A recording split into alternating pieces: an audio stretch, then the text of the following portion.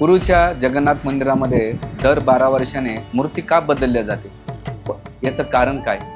ती दुरुस्त केल्या जात नाही, रंगवल्या जात नाही किंवा त्याला काहीच करता येत नाही, पण ती परिपूर्ण नवीन बनवल्या जाते. याचं मोठा प्रश्न आहे, जे म्हणजे जुन्या मूर्तीचं केलं काय जातं? त्याचा तर काही इतिहास माहीतच होत नाही.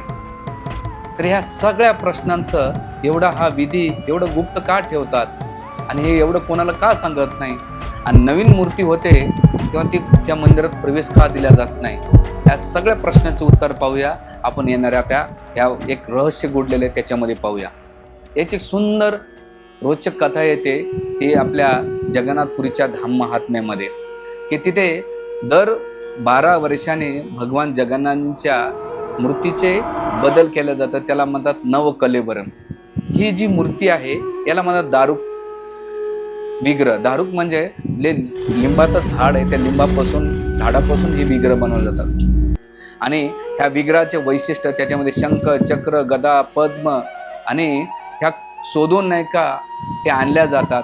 आणि गुप्तपणे असं म्हटलं जातं की विश्वकर्मा स्वतः येऊन ह्या मूर्तीला घडवल्या जातात.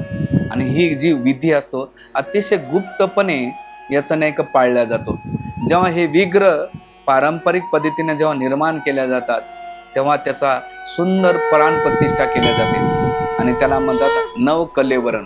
म्हणजे भगवान जगन्नाथाची मूर्ती ही दगडाची नसून लाकडाची आहे आणि ती काळानुसार बदलणं आवश्यक आहे. जी पाषाणाची, अष्टधातूची किंवा अन्य पदार्थाच्या मूर्ती बदलता येत नाही, पण लाकडाच्या मूर्तीला बदलावं लागते.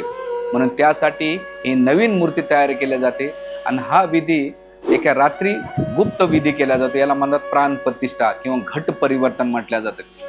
आणि हे दर 12 वर्षाने केले जाते.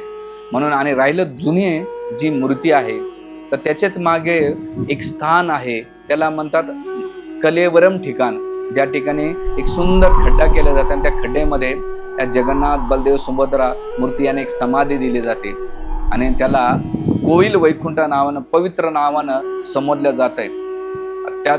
आणि दर 12 वर्षांनी हा विधी केला जातो आणि पुन्हा नवकलेवरण केला जातो. असं याचं सुंदर रहस्य आहे.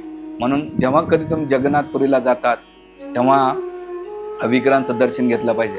असं म्हटलं जात आहे, जो कोणी जगन्नाथजीचं एकदा दर्शन घेतो या डोळ्यानं तर पुन्हा ह्या जन्ममृत्यूच्या चक्रात का फसत नाही आणि पुन्हा पुनर्जन्म न येता भगवान जगन्नाथाची कृपा प्राप्त करतो. जय जगन्नाथ.